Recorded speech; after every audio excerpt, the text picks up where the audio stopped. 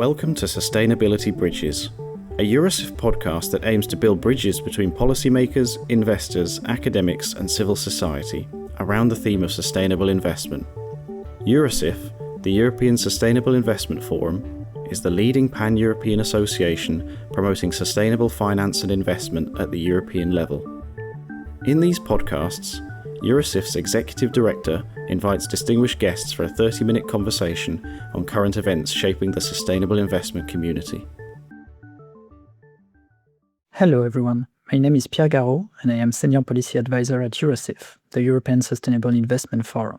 For this episode of Sustainability Bridges, we will discuss the ongoing review of the Sustainable Finance Disclosure Regulation, SFDR, and the potential practical impacts that some of the policy options currently discussed between EU institutions may have.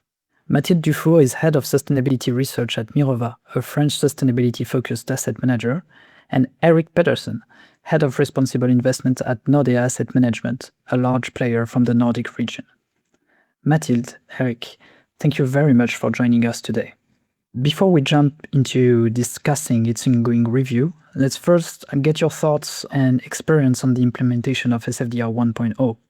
Can you both give us a quick overview of what SFDR has meant practically in your work, and where do you see the main operational and strategic benefits or challenges of this first framework? And maybe for this one, Mathilde, you can start. Thank you, Pierre. So SFDR has with no doubt been a major milestone for our industry, but it was also a very revealing one. So it's important to remind that before SFDR in Europe, we had no common language. And I think just for that, it was really a major step in the industry. It has changed in practice a lot, the conversation with our clients and with our industry. And it has brought some level of transparency and clarification around what is sustainable investment. I know that this notion has been highly criticized over the course of the SFDR implementation, but it was a very strong step saying that, sustainability, ESG investing is about contributing to sustainable development, making sure that there is no significant harm, the principles of good governance, and so on. This language has been created through SFDR. The labeling of the funds as well, classifying funds between Article 8 and 9 has brought some level of transparency that we didn't have before. That being said, of course, we have to say that the implementation has been quite hectic, and maybe the most important limits that have been, set by a lot of players on the market, but was mainly because this regulation was all about transparency. But as many of us know, transparency cannot be sufficient, actually. And because it was just about transparency, the market has to some extent transformed it to what it was not, which is a labeling system. And that's where, it was quite difficult for investors and for asset managers as us to really, make this framework work. And I think all what is about the revision is to go beyond this transparency and to make sure that this level of transparency serves actually real-world impact and change in capital allocation. Thanks a lot, Mathilde. And for you, Eric? Yeah, now, Mathilde, you said a lot of what there is to be said about SFDR. I think from our point of view, it was a hugely positive development because it created a consciousness and a market around more or less responsible or sustainable investment products. And I think both the most important parts and maybe also the most problematic one doesn't relate to SFDR itself necessarily, but to the way it was transposed into MiFID. First of all, the fact that you built it into MiFID and that you made it, or from the European Commission side, made it into a requirement that a client actually be asked about their sustainability preference. This is all new, right? So before, it was either clients who felt very strongly and who had sort of a proactive wish to get this type of product, they would ask for it, or it would be some specialized advisors. There's also an amount of self-selection there because who are their clients? There's going to be the people who are interested. And there's a huge cohort of investors who I sometimes say that their preferences need to be revealed because they maybe don't think of themselves as sustainable investors. But when you talk to them about the implications of quote-unquote non-sustainable investment, what that entails, and you ask them, would you rather like to invest like this or like this, then they reveal themselves to be sustainable. And I think MiFID, that to a large extent, but then where the issue is, or was with MiFID still is until it gets changed, is that the way it was in the regulation thought that this should be put into MiFID was very, very complex and not very user-friendly, right? So the idea was that you should ask a prospective investor, a retail investor, about their feelings about the EU taxonomy and how many % of their investments should be aligned with the taxonomy. And then you should also teach them about the principal adverse impact indicators and about how those were taken into account and so on and so forth. And that, of course, makes it difficult. And that's why we've seen, with some exceptions, luckily, but we've seen a lot of distributors who have actually been almost forced or at least pushed in the direction of not recommending sustainable products by, simply because it was so complex and they felt that they couldn't train their advisors in this. And therefore, even when they did, maybe the advisor also tried to push the investor in the direction of a traditional product because that's much easier to deal with. If the advisor hasn't been trained and doesn't know how to talk about sustainability, maybe hasn't learned about the attributes that these products have, then you end up with sort of the regular product still. And that's why I think you see very uneven numbers when you try and find out how large a percentage of the population of investors actually declare themselves to be interested in sustainability, either sort of quite interested for an Article 8 kind of investment or very interested for an Article 9. Some banks, Nordea Bank, the one that we are owned by, we're around just under 50%, of the two categories combined. But I think that's one of the highest numbers that I've seen. And of the very interested, the ones that go for the Article 9 only, that's a handful. That's less than 5%, right? And then the rest are for the sort of Article 8 kind of sustainable solution, which is also good.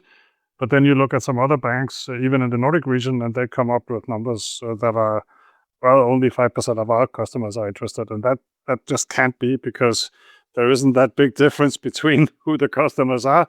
So it depends on the way you ask, and that comes back to the complexity of how MiFID was built. And that's why I think, maybe I'm jumping the gun here a little bit, I think the brilliant thing about this SFDR 2.0 that we're now moving into, when that gets transposed over into MiFID, you get some categories that people can relate to, right? So you get, okay, do you want it to be very sustainable, or do you want it to be in transition, or do you want something that is just, keeping out the worst? That's something that you can talk to people about in a much better way than you can ask them about the taxonomy, because frankly, who has read the whole thing, Yeah, thanks, Eric. And that's a perfect segue into the next question, because as you mentioned, and also Mathilde mentioned, now we are moving towards a formal categorization system instead of a de facto classification alongside SFDR Article 8 and 9.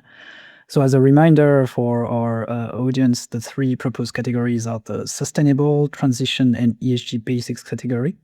Before we dive into the specificities of each of them, do you think this structure in three categories will improve clarity compared to the current situation? And maybe for this one, we can start with Eric. I hope it will. I think it will, and I hope it will.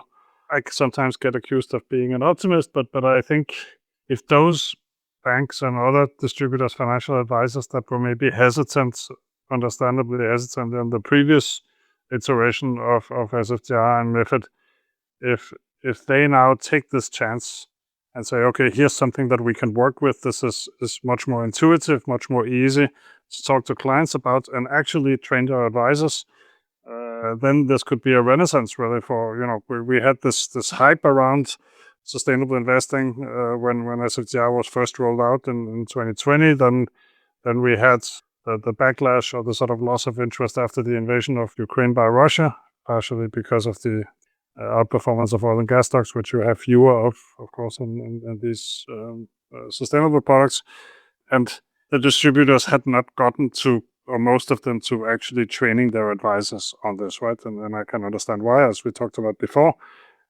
So yes, the short answer is yes. I think this is an opportunity, at least if you are an investor and a distributor of investment products, that this is the time to actually go out, train your advisors. And the beauty about sustainability is that whether you are pro or con, or you don't care, it's still something that's a lot more interesting or a lot more, should we say, accessible for a discussion that you can have to engage your client than if you talk about the efficient frontier or your investment horizon or what have you, where most people fall asleep, right? So here's something where you can actually get people a bit agitated and start a good conversation and get them interested in their investment portfolio maybe in a different way. Thanks, Eric. And I see Mathilde, you seem to agree. Yes, for sure. I completely agree with Eric's point about being clearer to the end client, sustainable transition and ESG basics. The names are quite explicit on, the level of ambition that you are seeking. So that is clearly one of the limitations that we had with the first version of SFDR. I think it addresses also another issue, which was the objective of preventing greenwashing. The fact that, we would have clear criteria, both from the inclusion and exclusion in these types of portfolios is welcomed as well, because it is something that the market is asking for to allow for more clarity. Maybe one point, and I'm sure we'll go back to that after in the conversation, is I think it is quite suited for environmental objectives, climate funds, and climate investing in general. Question is, will this framework be as transparent as suited for more social or more diverse sustainability objectives? That's maybe something which is less clear as it is today. But definitely, and I mean, I think we've learned from the first version of SFDR, and making the conversation easier with the end client is, I think, reached by the proposal now. Thanks, Mathilde. And you refer indeed to the list of positive contribution criteria that is suggested by the European Commission. And for each of the three categories, you have highlighted eligible approaches here. So according to you both, would these suggested approaches by the European Commission be consistent with the objectives of the different categories? And as you mentioned, Mathilde, there is currently a lack of social or specifically focused on social criteria in the proposal. But this is also the case for different types of assets, as the current proposal very much focused on listed securities. So would you say that's indeed an issue? And how do you see that framework being maybe adjusted so that it's more adapted to current practices? For that one, maybe let's start with Mathilde, since you started discussing the social objectives. Sure. I think with regard to the different asset classes, there is a lot of progress, again, with the new text, which reflects, in particular, the specificities of the private asset classes, which were not really addressed within the first framework. So we now have clear, detailed criteria on how we should look at or implement this framework for the private assets side. We also have more specific guidance on green bonds and so on. So I think we have moved in the right direction. With regard to the topics, so as I mentioned before, I think on the environmental side, so mainly on climate, but it could be extended to other environmental objectives such as biodiversity or nature in general. I think we now have a mature market which enables, to have some kind of clear rules related to, the climate targets, the pathway, the reference framework. So we have the tools.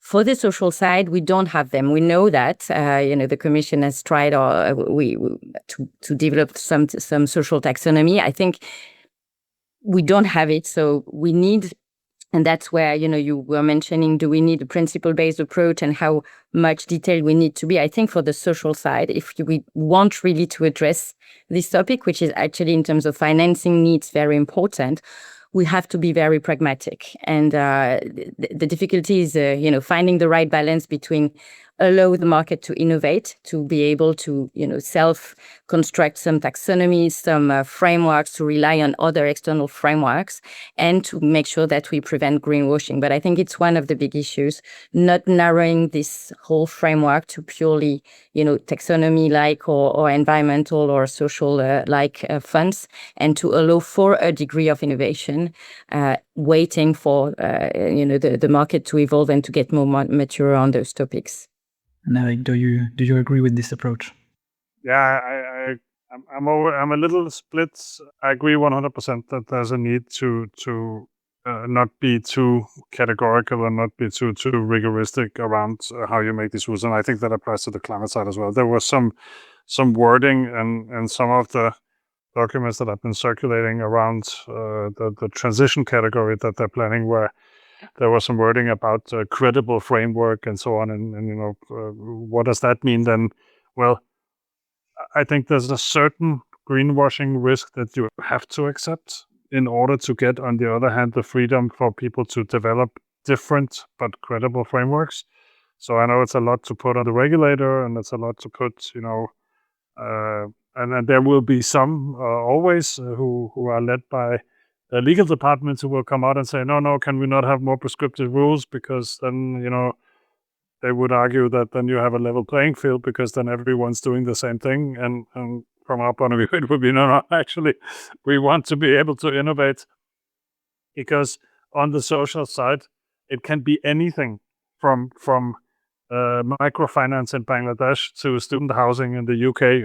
All of that's it's so different. So how can you put that on a formula, really, unless you develop a whole taxonomy, which I don't think the EU is ever going to. There was a moment of hybris where they thought that they could. So that's not coming. And the same thing on the climate side. So one of the things that for the transition category that we fought very hard for, and where I think we have been, vindicated, is that it shouldn't just be the type of Paris-aligned benchmark kind of, where the portfolio just gets lower and lower carbon footprint over time, and then you call that transition. If it was only that, then, that's super boring, and it doesn't actually have any real-world effect. So now, it's also clear that there is the possibility to actually report at the issuer level, and if you can argue that the issuers that you hold are each on their own on a path to decarbonizing or in a form of transition, and transition can be many things. It can also be, let's take the area of chemicals, so PFAS, forever chemicals, which are being phased out, have to be phased out because regulation is limiting their use. Lawsuits are forcing companies to stop using them, and the way of finding those applications where you use those chemicals and then produce those things without that chemical, that's also transition, right? So there needs to be room for those kind of things. And I think that applies extra to the social area, because it's so hard to define in a very categorical way that this is it and this is not. So, and there is a bit of risk of greenwashing that comes along with that, but let's hope that the regulator then can step in and do that job. Thanks both. And Eric, you already mentioned the transition category and how to define credible transition. One important issue is also to define which activities would not be considered as being on a credible transition path, and which exclusions should apply to that transition category. And here the difficulty is to enable the transition while still being stringent enough to avoid situations of transition washing, for example. So according to you both, are the current Commission proposals, and more specifically the additional exclusions for fossil fuel expansion plan and companies without coal phase-outs, relevant in the context of that transition category? And I think, Mathilde, you have specific ideas on that. Yes, sure. Eric started to mention that. This transition category is obviously something that, again, was not present in the previous framework, is really relevant both because it meets clients' expectations and it meets the economic reality we're in. It's important, and I think that's also one of the key progresses with the new framework, to set some minimum criteria, but to keep them for what they are. So typically, I think that for a transition category, looking at any metric which is a backward-looking metric, like revenues of turnover, does not make sense. But really looking at expansion, so typically fossil expansion makes sense.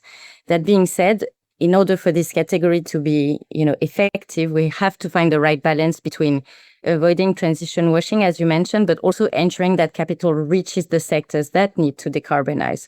So in that sense, finding the right balance between criteria which are only part of the story, so just making sure that you avoid transition washing, but the key issue for this category is not really the exclusion, it's how you define what a credible transition plan is, as Eric mentioned, how you use as an investor the levers that you have, including engagement, to really promote the transition. I think that's really what is important for this category.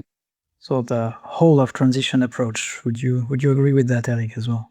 I agree completely. I think I very much agree with the focus on forward-looking metrics and on the analysis that you can do, and I very much agree on the engagement part as well. I would say backward-looking metrics are you're taking the words out of my mouth, Mathilde, because to say that they're completely irrelevant, you cannot, right? I mean, so if they were, then you could have like an oil and gas company saying that we'll decarbonize in 20 years, and then that would be transition. It's not. So clearly where companies are is important, but there are some things, or the forward-looking is much more important than the backward-looking, and the plan and the credibility of that plan and the CapEx, especially where you see that, which is unfortunately not often enough. So I think, if you wanted to be really stringent, you would demand that there was CapEx matching all of the announced decarbonization plans, for instance. In reality, if you did that, then you would have nothing to invest in, right? So you can't be that stringent, but of course you need to look at it. And I have some examples of that are really, really tricky, how you deal with them, right? So let's say you have a utility, like an electricity utility, that are expanding their renewable side massively. So they have lots of renewable CapEx. And then let's say that this utility is in Germany, and let's say that there is suddenly an energy crunch and gas becomes very expensive, and let's say that either the company decides or the government tells them that, by the way, this old coal mine that you have, you should actually take out some coal from that one, and then you should, on a temporary basis, start, running your old coal-fired generation capacity again, or expanding that for a while. Is that then expansion when at the same time you have renewables expansion, which is much more, that makes it difficult, right? So that makes it hard to put sort of very, very strict and very, again, categorical limits on, but I recognize that you need to have them, and then you will have some cases where it's counterintuitive, and no matter where you put the line, that there will be cases where you scratch your head and say, okay, this one I would have liked to allow, and in some cases you would then also have some where, okay, the rules allow this, but it just doesn't smell right, and then it's our responsibility to not have them just because you can.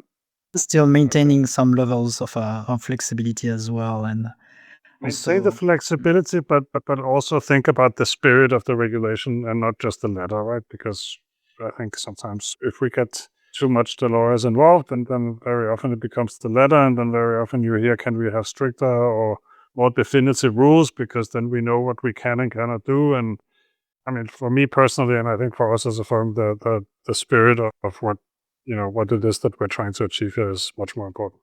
Speaking about the spirit of the law, there is also an important change in the proposals for SFDR 2.0, and it's the shift from the do no significant harm approach to explicit lists of exclusions. And we've been hearing some concern from some investors that the minimum exclusion do not cover the same ground as the former do no significant harm principle, especially for the sustainable category. So I see, Eric, you are nodding. Is it also something that you think is true? Yeah, so here too, I come at it, I think, from two different sides at the same time. That doesn't make it any easier. So first of all, I think it's good that you have explicit exclusions in an Article 9. I think that we saw earlier arguments, and that was especially in the context, so at least in the early days of the Paris benchmark, for instance, that could be an Article 9 fund because you were following that benchmark by definition, but you could still have oil and gas, which was a bit weird in a 9 for me. So in that sense, I think it's good that you have these sort of minimum exclusions that are there, that the investor also can trust, because if I look at it from the end investor's point of view, what can I be sure about? Because there's all this disclosure, and this as a manager does this, and this one does that, and they have these methods and promise that.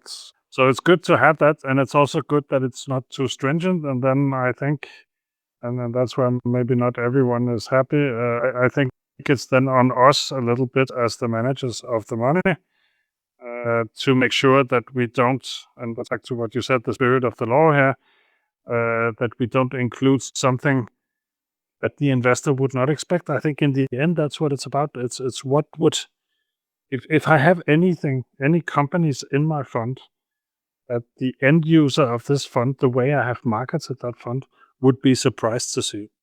Then I need to be very good at explaining myself. I need to have a good story about it. It might be that I can, and then then I should be ready to do that. But there shouldn't be anything where there really isn't any explanation. It's just because but it was allowed. So you need to think about what are you trying to do? What is the story or the purpose that this product is signaling, and then you need to be true to that. And I don't think that regulation can take you all the way. It actually comes back to what we talked about a moment ago, because if regulation took you all the way, then that would also be too constrictive, and it would not allow you to innovate, and it would not allow you to in cases where, let's say Mathilde has spent more time talking to this company than I have, and she knows some things about that company, either positive or negative, that I don't, then she will evaluate it in a different way. That should be allowed, right? Because the information is not complete. It can be interpreted in different ways, different contexts, depending on what's the purpose of the product, depending on what does the rest of the portfolio look like, and all sorts of things. You're right. Let's keep in mind also that these are minimum exclusions and minimum criteria, that on top of that, it's also the role of the asset manager to bring their own spin to Exactly. Mathilde, what's your opinion on this? Well, again, I'm fully aligned, and I really agree on the fact that, you mentioned these are minimum exclusion criteria, minimum safeguards. So they're important, but that are not more than that. And if you make the parallel with the financial analysis, you will never be asked to look at one criteria and say, if you're beyond or above this criteria, you're in or you're out.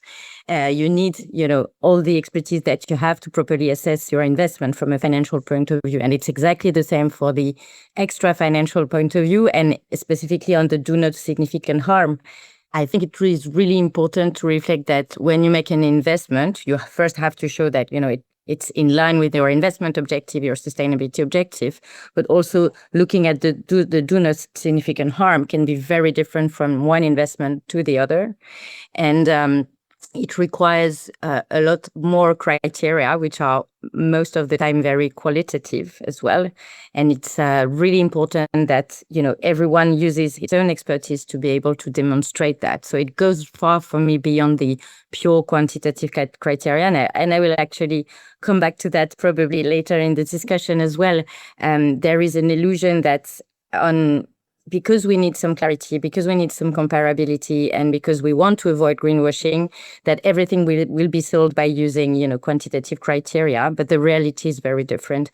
Even, taking the example of the breach of UNGC, so the compliance with the UN Global Compact, this is in essence very qualitative as well. And I think that, you can do significant harm on a project. For instance, I will take an example of a private asset. I mean, we invest in projects, in agriculture project, for reforestation projects, and so on. These can have massive positive impact, but we embed with those investments some levels of potential adverse impact, which are, the right of indigenous people, impact on biodiversity, local biodiversity, and so on. So it's not about reaching an exclusion criteria, but still you have to demonstrate that you are looking at these things, that your investment is not making any significant harm. And here you really need to have, the strong fundamental analysis of the project. And I think it has a lot of value in the end. Thank you, Mathilde. I think one of the very important things that the European Commission also tried to bring with those proposals is to facilitate the categorization as much as possible also, and make the framework more usable for asset manager. And here we have new concepts of safe harbors, so specific approaches that would enable categorization in an easier way, I would say, for financial market participants. And that's focus on products tracking Paris-aligned benchmark or climate transition benchmark, or products that have a sufficient percentage of alignment with the EU taxonomy. Would you say that this approach would be relevant and would practically facilitate the development of those products? So I think the concept of safe harbor is interesting. I mean, the overall objective you mentioned is to reduce burden and help comparability. I think the issue is really different when we talk about the safe harbor for taxonomy and the safe harbor for the Paris-aligned or climate transition, the products which are replicating those benchmarks. For the taxonomy, I think the idea is great. I'm just quite doubtful about the fact that it will really reduce the burden, because the taxonomy is a great tool, but we know that in terms of implementation, it can be quite hard. But in the spirit, I mean, I think it's quite relevant and quite a good idea. Looking at the safe harbor for the products replicating the PAIs and the CTBs, I think the issue here is different, and the risk really is to introduce distortion and to come up with an even playing field in the end, which is actually very different from simplifying or helping comparability. So I think here we need to be very cautious about that. The fact that this safe harbor should not make active management or any type of other types of portfolio construction to have a burden for them, which is not for some other product. And I think this is really the main risk I see with the current proposal. Thanks, Mathilde. Would you agree with that analysis, Eric? Yeah, we have seen also earlier this idea that the PAB and CTB, once we follow those, then should we say the quality of the analysis that you do and so on suddenly didn't matter because you just followed that benchmark. And I think there's also a debate around whether the type of portfolio decarbonization without necessarily any forward-looking elements is really what it is that we're trying, or what the client mostly is trying to achieve, right? So, but I mean, I can understand why they're there, because those two, they exist, the categories, and they're categories that the Commission and the Sustainable Finance Platform have invested quite a bit of time and credibility in, so that will exist. And as for the taxonomy, I have to admit I don't remember exactly what the requirements for the rest of the portfolio then would be. But if it means that you can have, was it 15% that should be taxonomy aligned, and then for the rest it could be whatever. I mean, I think that's a little bit weird also, to be honest. But I think that's an issue that's been discussed also in the European Parliament and in the Council of the EU. So you're not the only one to be a bit cautious about that approach. Let's focus now maybe on the transparency side of SFDR, because originally it was a disclosure-based regulation, and the European Commission proposed lots of changes on product level, but also entity level disclosures. So first of all, the Commission chose to flexibilize disclosures of principal adverse impact at product level, letting financial market participants select among a bucket of indicators which one are relevant for the product. Would you consider this as a relevant approach? And are you also currently using PAI? And if so, how and how useful are currently PAI for your activities? I think it's important to make a distinction, because you have the PAIs, so the principal adverse impacts, which are, I think, a very important concept when it comes to sustainability, because it is really the reflection of the double materiality. You have on the one side the sustainability issues that affect financial performance, and also looking at how the investment impacts the environment and society. And that's what the principal adverse impacts are. And then you have the PAI indicators. So it's, the regulator having defined what should be an indicator of the principal adverse impact. And that comes back to my previous comment, is that I think that it is really important, actually both at product level and entity level, for a sustainability investor or sustainable product to explain clearly what are the impacts that can be the adverse impact that can be created by the investments. But being or wanting to use specific indicators to be able to demonstrate that you are not hurting anything and that you are really taking into account those principal adverse impacts is for me a strong limitation. Really, we have tried to to operationalize them in the way we make investment decision or, construct our portfolios. It is really impossible to and not relevant actually to use these indicators to do that. It can be used for transparency and comparison, but here I think that unfortunately, all the physical indicators, so tons of CO2 or even tons of waste and so on, they're not suited for good comparability and so on. So the only types of indicators which would make sense for comparability reasons are the exposure indicators. How much you're exposed to the fossil fuel industry, how much you're exposed to controversial weapons. These types of indicators can be used, I think. But I think really what the most important thing is to have strong narratives on how you take into account the principal adverse impacts in your investments rather than the indicators. And actually, even on indicators which seem to be, quite widespread, typically the emissions, the GHG emissions. If you have, and I think it's really important, if you have a product which is actually investing heavily in climate solutions, actually that means that you will invest in a lot of industrial companies. So they will provide, energy efficiency product, they will provide renewable energy, but at the same time, they will emit a lot of GHG emissions. But I would say these are better GHG emissions than GHG emissions from fossil fuel industry. And actually, if you look at only the footprint, you will end up having a quite high degree or level of GHG emissions. What does it bring in terms of information to the end investor or to the quality of your product? It's really questionable to me. So my main message is, careful on the indicators, because as good as they are, they will only reflect partially the reality. They will most of the time not exactly reflect the investment objective that you have, the sustainability objective. So, if I was to advise on what could the regulator do, is to not limit to the current list of principal and adverse impact indicators, allow really the market participant to demonstrate that you have a sustainability objective, you take into account the relevant principal adverse impacts, and allow them to use one indicator, which is just an indicator, it's not reflecting the whole quality of your product, but to be able to make sure that this is aligned with the overall investment objective.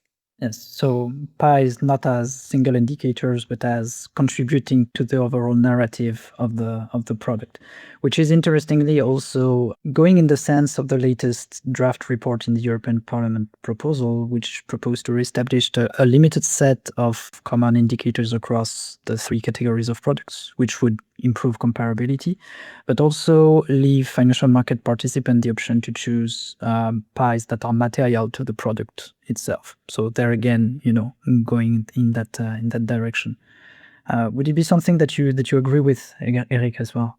Yes, at least for us, they've had a value in terms of getting that observance of what is it actually that you're investing in and how does it contribute to your portfolio footprint in the various dimensions in front of the portfolio managers. So it's been a tool for sustainability integration and portfolios, definitely. Is it something that is worth reporting? Yes, I think that the ones, maybe not so much the absolute numbers, but the intensities, definitely. And I agree. I was smiling when you said, Mathilde, about, you have a fund with climate solutions, or you have, we have one transition strategy that invests heavily into steel and cement and companies that are decarbonizing quickly, but which today have very, very high carbon footprints. And that one is, you could argue that it would be easier if we didn't have to show the carbon footprint of it. But I think we'd rather show it and say it's very high, but there's a reason for that. And then that's where the narrative comes into the picture, right? So as part of the narrative, and I think it's good to have this comparison. I'm just sad that we're not requiring it of the Article 6 product also. I think that's a perfect segue into. Should show that. into the next question, and that's the level playing field between the products that will be categorized under SFDR and those that will not be categorized under SFDR. So at Eurosif, we supported the establishment of also exposure indicators, as you mentioned, Mathilde, for non-categorized products. It seems to be a difficult thing to achieve. However, we hear from the Council and from the draft report in the European Parliament that at least some disclaimers could be established for those products. So I suppose this is something also that you both would be in favor of. Yeah, I think the more it's made clear to people that when you invest in a responsible, sustainable, whatever you call it, but a product that is under the SFDR, you get something that's better, or you should get something that's better from a sustainability point of view than you do if you invest in a non-classified product. And definitely, and you know, I have a hard time seeing that any investor could believe that, but then you never know that someone might get the impression looking and say, oh, this one has all these bad numbers and this one doesn't. I'll take that one just because it's not disclosing. That would be really sad, right? I think, Mathilde, you agree as well. Yeah, no, I agree. I think it's both important to, you know, for products which are not categorized to be clear on that, and the fact that they're not, you know, bringing any strong ESG credential. But at the same time, I mean, I think that's maybe the limits of the new proposal is that we were in a situation where, and we often make this analogy, it was like having, you know, nutritional labels only on healthy food, and consumers don't have access to any information on the non-healthy food. So in a way, I mean, I think what would have been relevant in terms of pure transparency, you know, even for investors which are not actively choosing an ESG product, just to say on a certain limited number of indicators, you have the information. You choose a non-ESG product, but you know how much you know the product is invested in fossil or any other type of industry. And I think we're missing that here in the new proposal. I know that it has been discussed quite a lot, but it is really important because in the end, investors are choosing partly in the dark. I mean, if they are not having a minimum access to any ESG information. In the context of the Savings and Investment Union, where you actually want retail investors to understand products better to inform their decision, then having information on a whole range of products and not only the sustainable one would be indeed very, very relevant. A quick word as well on controversial topic, entity-level disclosures under SFDR, which were removed in the European Commission proposal. So we understand that PAI reporting at entity level, even though I think, Mathilde, you expressed some support for it, has been difficult to implement for financial markets participants. Would you still see some relevance in some types of disclosures at entity level? For example, something that could be easy or relatively easy to implement would be having a clear vision on the assets under management that are categorized under SFDR, for example. Would that be something that you would consider relevant? Yeah, so I think probably the entity level PAIs were the least useful of the whole package. So I've not been sort of against them, definitely, but I think that they are the ones that we could live without. And that doesn't mean that we're not disclosing anything. So I mean, we have targets for our finance emissions, for instance, and clearly we're going to disclose against those. We have targets for our engagement program with high emitters. Clearly we're going to disclose against those. So maybe I can relate a little bit to what you said before, Mathilde, that who we are as a firm will determine and who we say we are, that needs some backing up, and then we'll show some indicators and some data that relates to that, rather than necessarily, than disclosing on all the PAIs, because for some of them it made sense, but then again, absolute emissions, you're a bigger firm, you have higher absolute emissions. What does that tell anyone, you know? And then to take another example at the other end of the spectrum, emissions to water, hardly any companies report that. The number's going to be very low, but does that really mean that what you have in your portfolios doesn't have any environmental effects? I don't think so. So the last thing, maybe how many people actually looked at those numbers and tried to draw conclusions from them. I'm trying to remember if I've had any media questions around identity or PAIs. I think one or two, but that's it. Right? So. Maybe if I can add on my side, I think you're right. I mean, the entity level reporting was clearly, the most important part of SFDR is what happens at product level. It is a regulation designed at product level.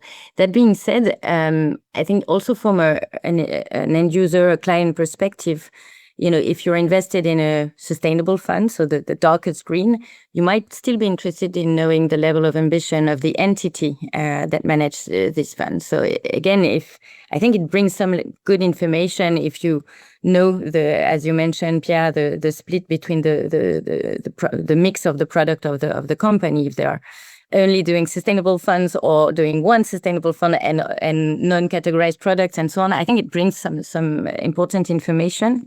And beyond that, I think there are also a certain number of aspects which make sense at an entity level. Typically, the way you look at the principal adverse impacts, it's really part of your ESG or sustainability methodology. Engagement, we mentioned that typically for the transition product. We know that engagement, is relevant at product level, but you're actually engaging with companies as an entity. So it's, I think we are, missing part of interesting information by not having any entity level information at all. So, but very simple, very basic.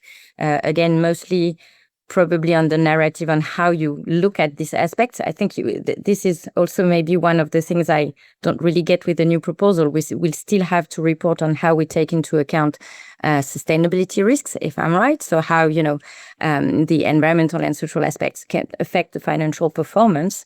We could also have the same requirement to explain how we look at the principal adverse impacts.